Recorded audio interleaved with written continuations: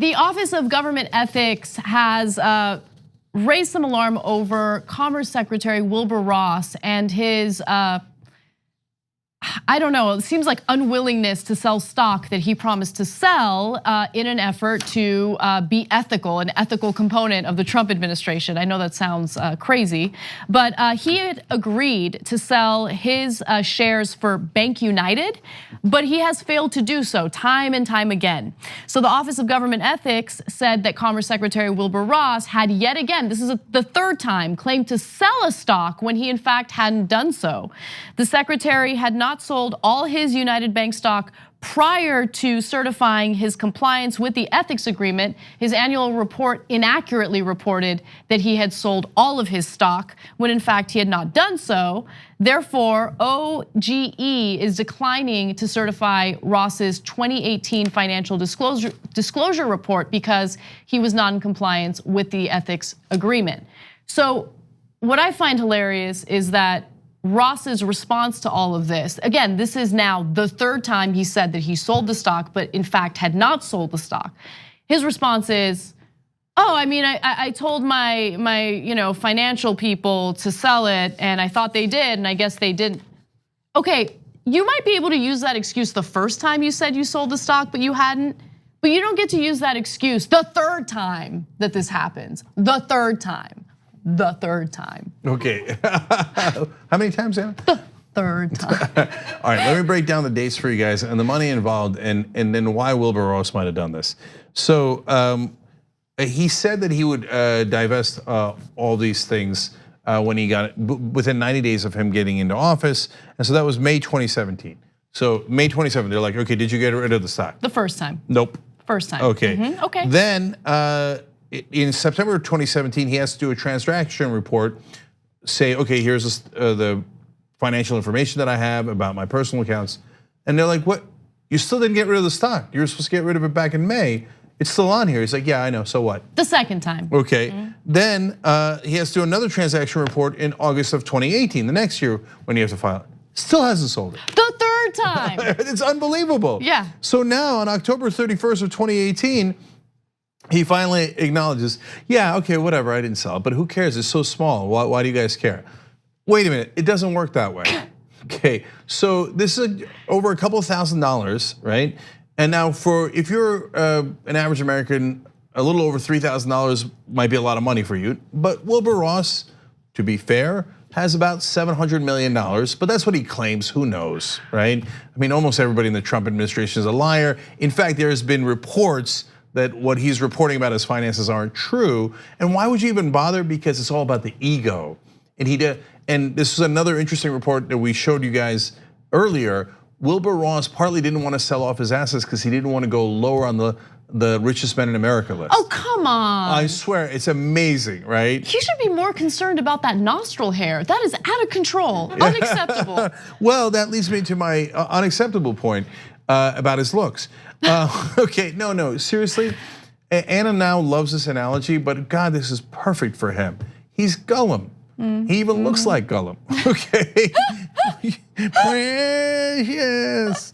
Why would a guy that has that much money want to hold on? The stock, by the way, has been rising in price, so it's not a coincidence.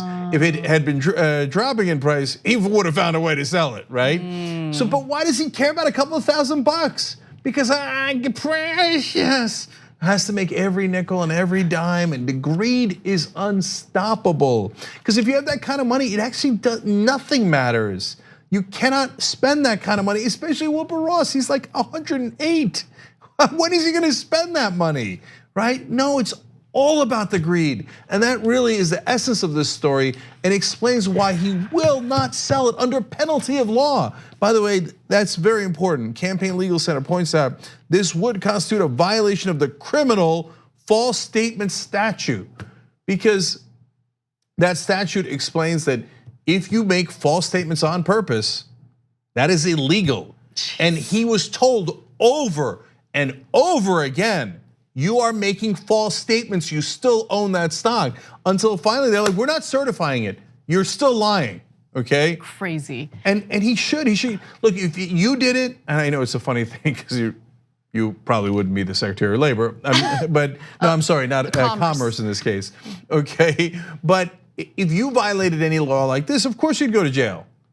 So why don't the rich go to jail? Well, first of all, and this is my favorite thing to say now because it's so true, the fish rots from the head down. I mean, look at how many times the president of the United States has gotten caught breaking the law, whether it's through breaking campaign finance laws or using his own charity to enrich himself and pay off his own legal settlements. I mean, never mind the Russia thing, I haven't even touched that, right?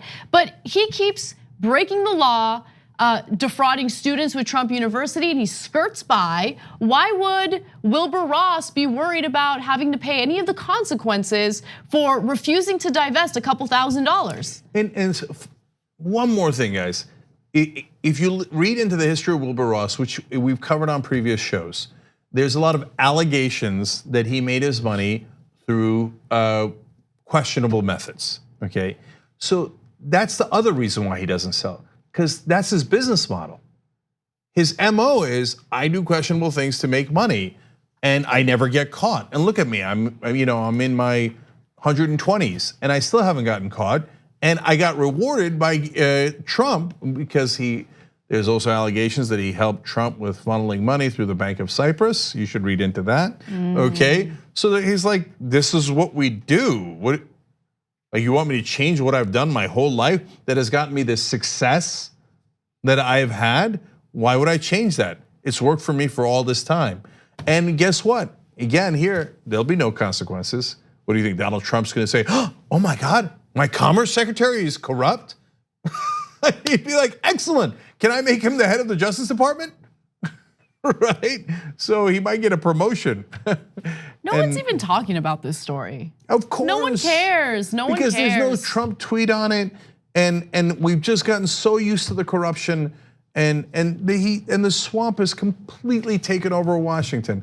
But the reality is, while you're not looking, and it doesn't matter if you're a Democrat or a Republican, it doesn't matter what color hat you wear, they're robbing you blind. On the go? Don't worry, we got you covered. You can still listen to TYT at our new podcast network. Find us on Apple Podcasts, the Google Play Store, or at tyt.com/podcast.